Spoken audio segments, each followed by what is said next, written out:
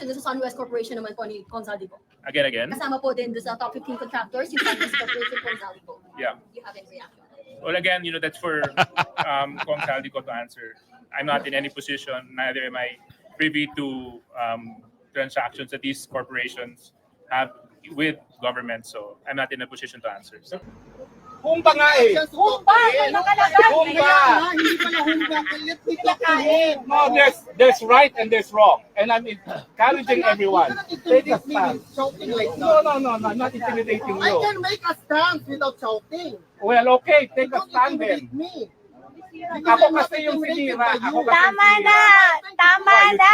think I care if you're intimidated Hey! by me? Exactly. Hey, attorney! I'm Alvin, just tama telling na! you. It's his birthday, so please stop.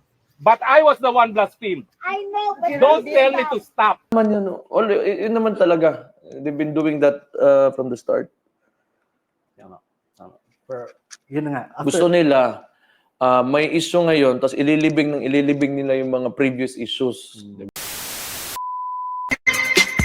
Yes. Good morning mga kasama. Nandito na naman si Kuya Goods na babalik. At syempre, kung hindi ka pa nakasubscribe sa ating channel, pa-subscribe na lang po at hit mo na rin yung bell para updated ka sa ating mga video. Habang abala si Governor ng Mindoro dito sa pagbubuking dito sa maanumalyang flood control, naghahanda na ho ang Blue Ribbon Committee na pangungunahan ni Senador Marcoleta at yari itong mga may imbestigahan. Sino-sino ang mga dapat ipatawag? Lunes na ho ngayon, Martes na bukas. Bukas magsisimula yan. Abangan natin.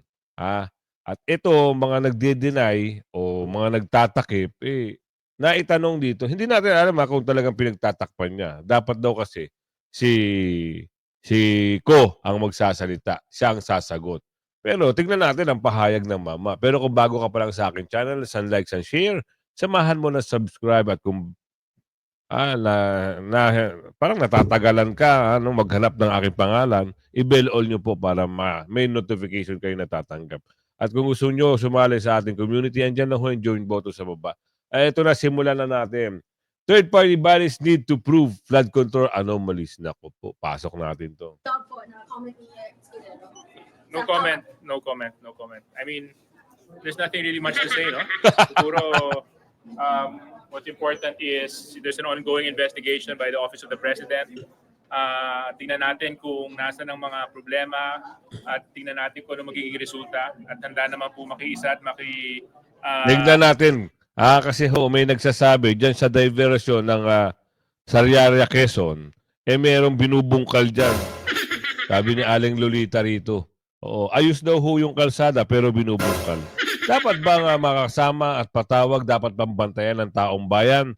Ito mga nakaupo ngayon, dapat maging mata kayo. O lalong-lalo na kayo kung saan kayong distrito naroon, maging mata ho kayo at maging boses na kayo. Dahil ito na ho, pagkakataon niya, dahil malawak na ang social media, lalong-lalo na ang platform ng YouTube. Pwede ho kayo mag-comment ron, send nyo lang yung picture, photo, o kaya sa inyong mga video, share nyo lang. Naku, malalaman yung mga problema ng mga humahawak na mabakulaw dyan. Tulong ang Kongreso and House of Representatives in finding the truth behind all these problems that the President has seen. And we're hopeful that when we do approve the budget of 2026, the reforms that the Speaker wants to set in motion will be seen and manifested in the 2026 budget. Do you think it's a red flag that Escudero's top campaign donor in 2022 elections was a top flood contractor? Well, I think that's something for the Senate President to answer. No? I can't really comment on that. So that's really for him to explain. So your reaction sa Sunwest Corporation naman po ni Gonzalo po. Again. Kasama po din doon sa top 15 contractors, yung Sunwest Corporation Gonzalo po. Yeah. You have any reaction? Well, again, that's for Kong Saldico to answer. I'm not in any position, neither am I privy to transactions that these corporations have with government. So I'm not in a position to answer. Naku, talaga naman.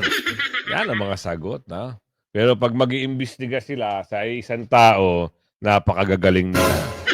Tulong-tulong sila. Ando si Saldico, andyan siya, andyan yung committee nila, andyan yung TRICOM, andyan yung TWADCOM. Ay, oo. Di ba? Pero pag tinanong sila, it's up to siya na lang ang magsalita, ha? Wala tayong komento dyan. Nak ng tipaklong, ha? Tigil-tigilan nyo na kami. Alam namin halata na talaga. Mas maganda talaga si Senador Marcoleta ang magbigay boses, mag-imbestiga. Mapapanagot kaya? Yan ang katanungan natin. Yan ang gusto natin. Ngayon, kung halimbawa na-prove na merong anomalya at nakasuhan kasi mag-iimbestiga sila sa Senado, tapos Korte Suprema pa rin ang mag-ano niyan, magdidesisyon niyan. Kung makasuhan man, sana ipasuka lahat. Doon sa mama na nababanggit dito yung pangalan. Pasuka lahat. Yung mga flood control na wala naman palang flood control na ghost project lang pala sabi ni Aling Ledesma. Magaling talaga to si Aling Ledesma. Tingnan mo bulgar na sa Mindoro. Walang bakal. Nagkaroon ng bakal, iisa 8mm pa. Nantakin nyo yun. Kung paano sila gumawa ng... At ito namang DP diyan, pinagtatakpan pa. Halata sa video. Diba? Bakit pala nagkainitan sila? Bakit pala nung niyayang joint inspection, ayaw sumama. Mabubuking pala si DP. Si DP, baka si DP rin ang kontratista. Ang laki, no? Ang laki. So, 1 billion per 1 kilometer. Flood control sa dike. Dike ano yun eh. Parang tinapalan lang ng kapirasong simento at nangolekta ng malalaking bato, tipak ng bato, tinapal na dun. Tapos ang karir ng 1 billion per 1 kilometer. Di ba? Kaya bukas, mga kasama, abangan natin. Tsaka usaping reklamo ng flood control. Si Tatay Digong ay natawa na lang. Bakit? Nangyari ba niya sa panunungkulan ni Tatay Digong? Hindi. Diba? Meron mang baha, pero hindi ka grabe ganun. Dito lumalabas yung mga anomalya. Hindi lang fact-check ng nature. Fact-check din ng mga dorobo ito. Lumalabas ang mga pangalan kung sino-sino yung mga top contractor, 15 top contractor ng gobyerno. Ang sangkot, mga bakulaw. Tuloy. Parating na kay Digong ang maraming reklamo ngayon sa flood control projects. Mismong si Kitty nga ang nagkwento nito sa kanyang ama. Ano naman kaya ang say niya rito? Alamin sa Agenda Weekend Report ni John Manalo. Sa kabila ng mga usapin ng anomalya sa mga flood control projects sa bansa, may reaksyon si former President Rodrigo Duterte tungkol dito. Sa isang panayam sa The Hague, sinabi ni former presidential daughter Veronica Kitty Duterte na naikwento niya sa kanyang ama during her August 15 visit ang mga kinakaharap ng Pilipinas ngayon. Kontraktor na yan. Isa na rito ang pagsisiwalat ni Pangulong Bongbong Marcos sa top 15 contractors na kumita dahil sa kabi-kabila nitong flood control projects. At ang naging reaksyon ng dating Pangulo, Tumawa lang siya. Tinanong, he asked if, was this the problem nung president ako? Sabi ko, hindi. You were a good one. You were an excellent one. So ayun, tumawa lang siya, then he quickly shifted na to the family matters. kaugnay nito, inilunsad ng palasyo ang sumbong sa Pangulo website nitong August 11, kung saan mahigit 1,000 na ang nagsumite ng reports simula sa unang araw nito hanggang August 13. Nakapagtala naman ng mahigit 84,000 views ang website during the same period. Samantala, hinanap din ni FPRRD ang common law wife na si Honolat Avancenia sa pagbisita ni Kitty sa The Hague. He was looking for my mother again.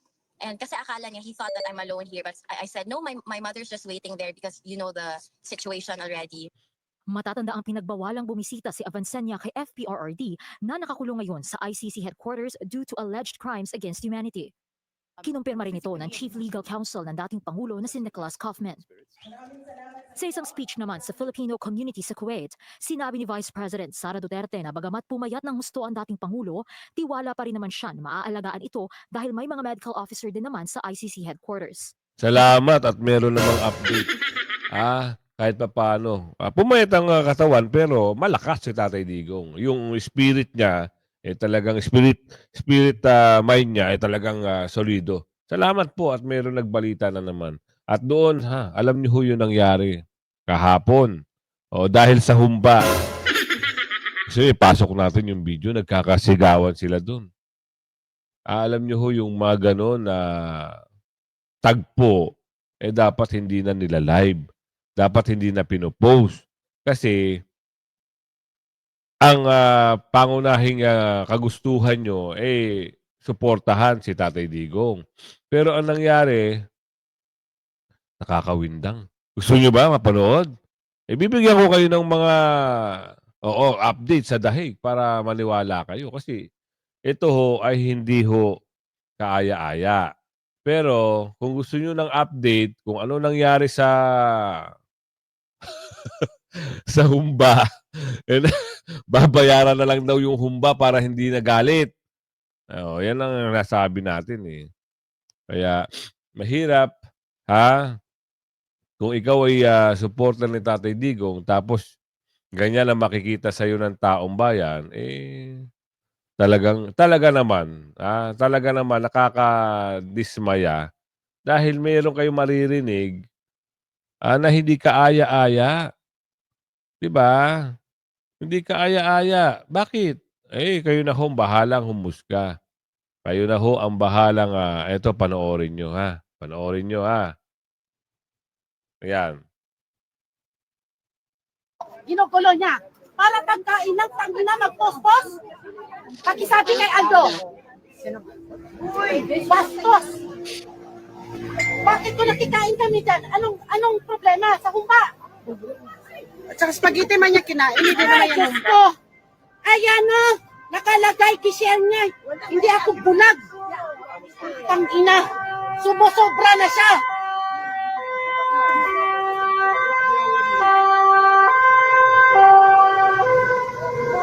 Bakit ayaw niya magpakita dito? Pumunta siya! Putang ina!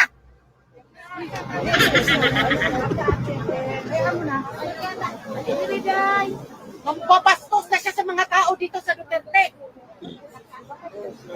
Nag-i-enjoy yung mga tao dito. Siya yung gumagawa ng gulo. Relax ang puso, te. Relax, te. Relax. Kaya kung gusto niya maggulo sa Duterte, ito, basahin niyo yung post niya. Binababoy tayo ni Aldo.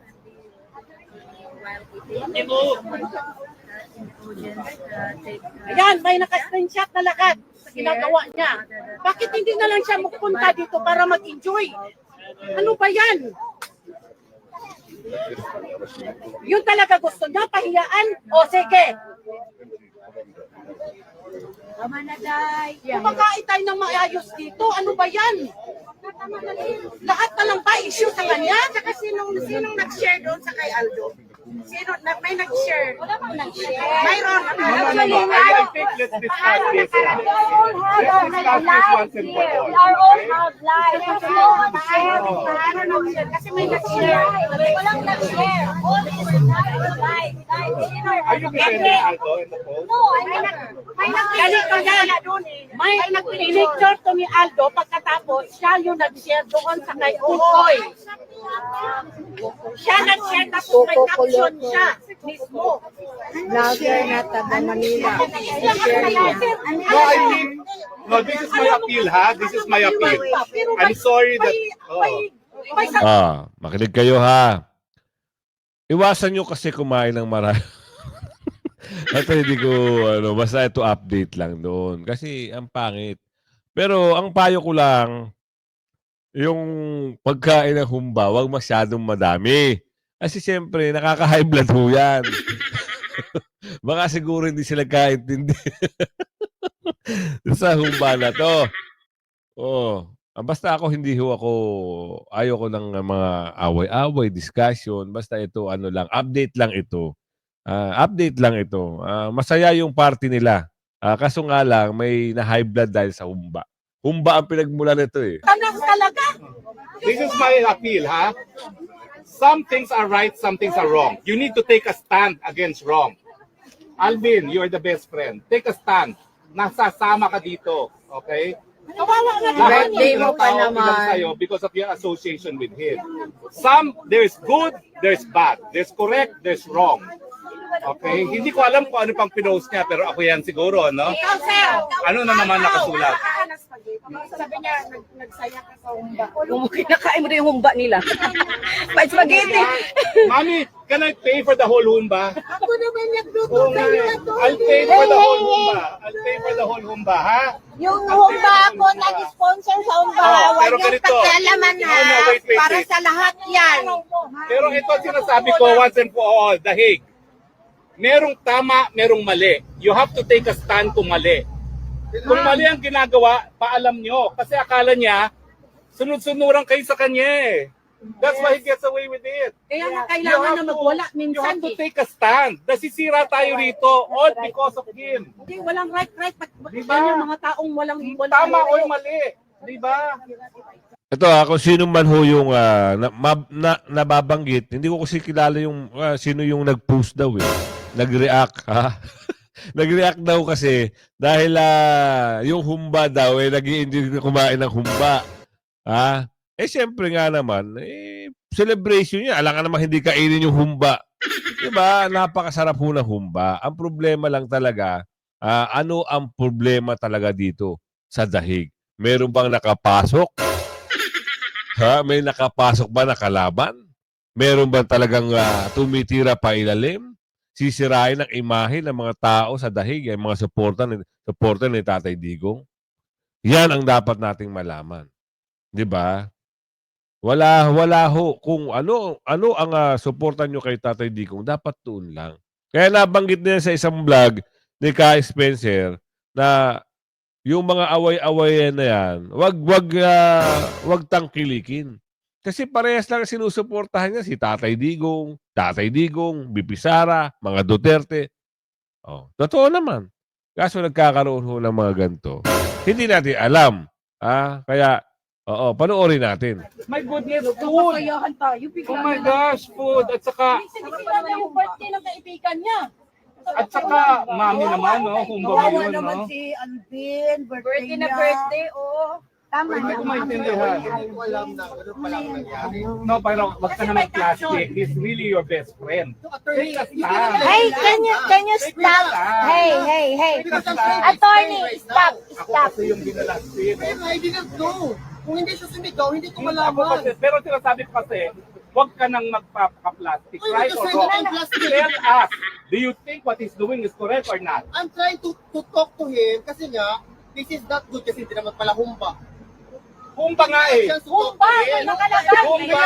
Hindi pala humba. Let me talk to him. No, there's right and there's wrong. And I'm encouraging everyone. Take a stand. Shouting like No, that. I'm not intimidating I you. can make a stance without shouting. Well, okay, take a Don't stand then. intimidate me. Ako kasi yung sinira. Ako kasi Tama yung na. sinira. Tama Why, you na. think I care if you're intimidated Hey! by me. Exactly. Hey, attorney, I'm Alvin, just telling tama na. you. It's his birthday, so please stop. But I was the one blasphemed. I know, but Don't please tell me stop. to stop. Please. I was the one blasphemed. Please. I was the one. Please. Mag-please ka na mag-please. Ako ang binastos. Stop. Mami, magkano yung humpa na yan? I'll pay 10 times that No, amount. you're my son. Birthday kasi is as long as you want. Lahat naman kumakain sa humba. Grabe! You have to condemn what is wrong. Yun ang sinasabi ko. No, there are things that are right, there are things that are wrong. Take a stand. Wala naman nakaanto. Take a stand.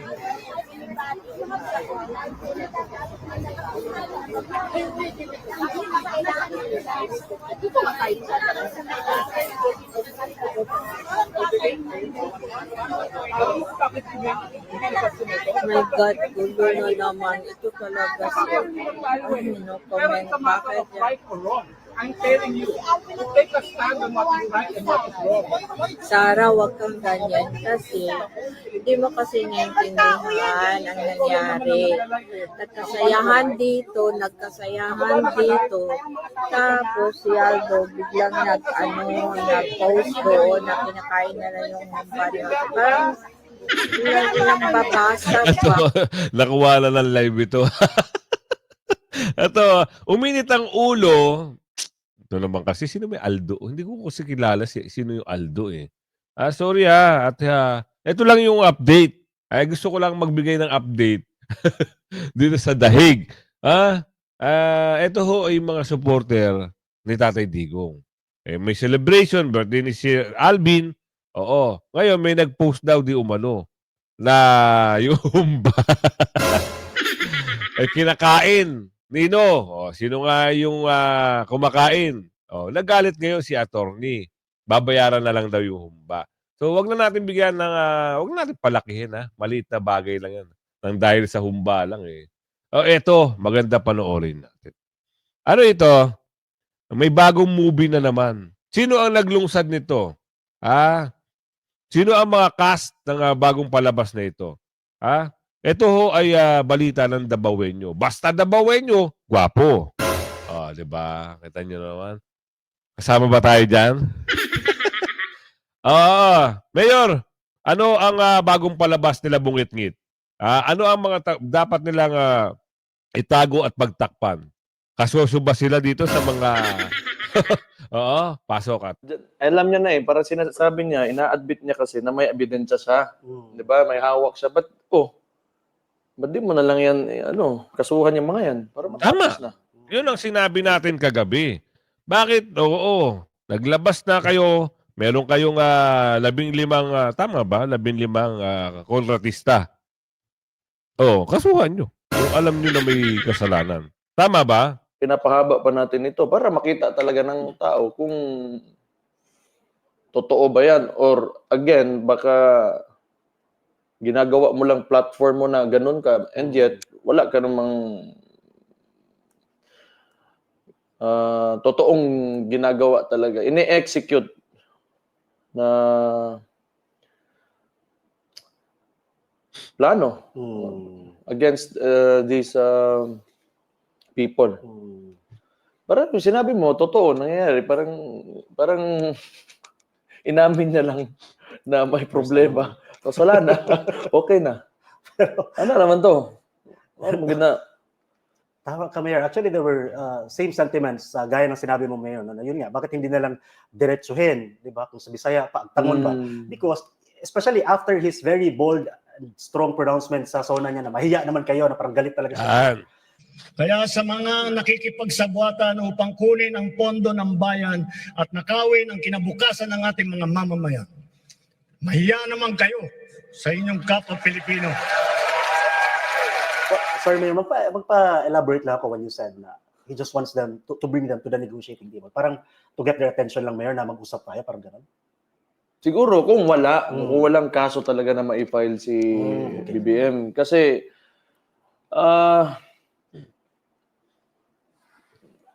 para saan yun kung hindi siya magkaso? Tama. May hawak siya na ebidensya, may pa-expose sa kunwari, di ba? Kunwari lang pala. Tapos kung serious ka talaga, kung gusto mong may ipakita ka na resulta or yung tapang-tapangan niya, mahiya naman kayo, dapat tuluyan yan. So what's next? Yan ang tanong. Gagawa na naman ng ibang kalokohan yan. Tingnan mo. Tapos iba na naman yung pag-uusapan. Mawawala na naman to. Ganun naman yan. Yun naman talaga. They've been doing that from the start. Tama. Yun nga. Gusto nila, may issue ngayon, tapos ililibing nila yung mga previous issues. Di ba? So, until people might forget, alam mo yun, di ba? Ano ba yung sinimulan? Yung pagsimula pa lang nito, yung People's Initiative. Di ba? Di ba natin, wala, di ba? Ngayon gusto niya charter change talaga eh, no? Pasok na naman usapan sa chat siya, Mayor. Yan, di ba? Wala kasi, hindi nila ma-impeach si VP. Tama. Tingin ko, ayaw nga talaga bumaba. Yun naman talaga sabi ni PRD before. Kita nyo? Sabi na eh. May plano talaga eh. Hindi, siguro, kayang bumaba. Kasi meron na mga ugong-ugong eh. Kahit si Atty. Guanzon, parang yan ang nabanggit noon. Na parang repeat the history ka nga. Una, kunyari, rirepasuhin yung chacha o yung konstitusyon. Susunod-sunod rin na yan. Hanggang malapit na ang kanyang termino, pag hindi nagawa at nasa katuparan yon, sabi ni Aling Ledesma, doon na, boom! Sisimula na yung hindi papayag ang sambayan ng Pilipino pag ganyan. Pag ganyan ang gusto niya mangyari, hindi pwede. Kaya bumaba. Sinabi niya yan una yata sa Cebu. Yeah, Parang in one ayaw of the bumaba. gatherings, tama. Maisog na rallies natin. Ewan ko. Tama. Ito nga sa usapin nitong mga contractors meron kasi nadadrag nga itong mga pangalan ng mga congressman. This somehow solidifies ngayong itong expose recently ni Mayor Magalong, right, Hannah? Yes. So in relation to this mayor, si Mayor Magalong naman, he was also interviewed multiple times regarding this expose, no? And he has also said in one of his interviews na he's willing to cooperate if he will be called. He's willing to present his evidence as a resource person. So At kung ialok sa inyo itong posibleng komite, independent committee na mag-iimbestiga dito sa flood control projects natin, tatanggapin niyo po, Mayor? Oo. Hindi. Yes, kasi nga nag-volunteer ako, Igan, di ba? Yes, Kaya yes. lang, alam mo, ang intention ko doon is just to emphasize na kailangan third party Tama. ang mag-imbestiga, independent body. Tama. Pero nagsalita rin naman na si Yusek Castro na hindi naman nila ako kailangan. Kaya na raw nila yun. So we've also talked about him before, Mayor, in this podcast about his advocacy against anti-corruption. What do you think about this, Mayor, about his stand? Wala. Tingin ko, takot talaga yung mga congressman. Takot yung mga congressman. Kasi, hinamon niya naman, di ba? Na ipatawag siya. Yes. Correct. Ang sabi niya, Mayor, he's waiting for a lead agency to investigate. And then, because he has evidences daw, Mayor, now, pwede niyang i-submit.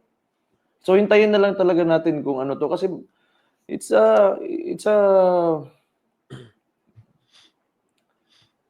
good that andyan na yung pinag-uusapan na yun. Correct. Pinag-uusapan na. And the president mismo.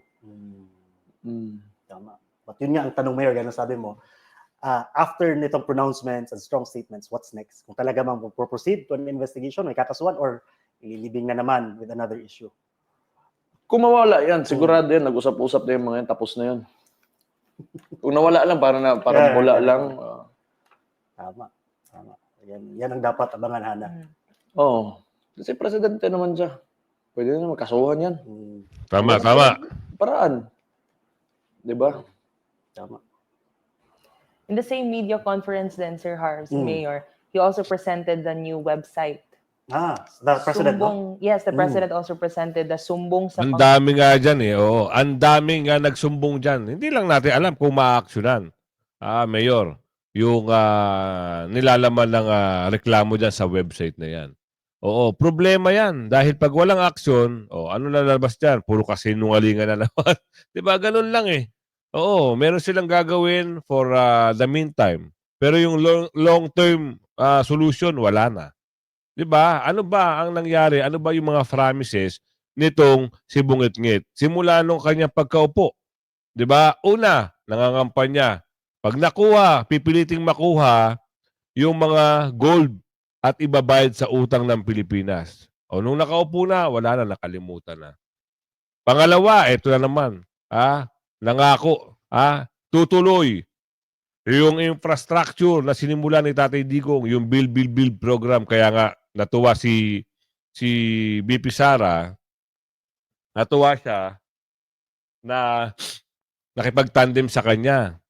Ano nangyari? Wala rin pala. Puro pangako lang pala. Di ba? Ganon din. Santiago, dito tayo giniit na hindi siya baka ito daw ang rason Baka ito daw ang rason kung bakit nagbitiw sa pwesto. Alamin natin sa balitang ito hindi tayo padalos-dalos dyan. Kaya huwag tayong magbibitiw na baka ito daw ang rason. Santiago, iginiit na hindi siya tumatanggap ng payola. Take note, payola. Mula sa umano'y bagman ng IBM. Naku.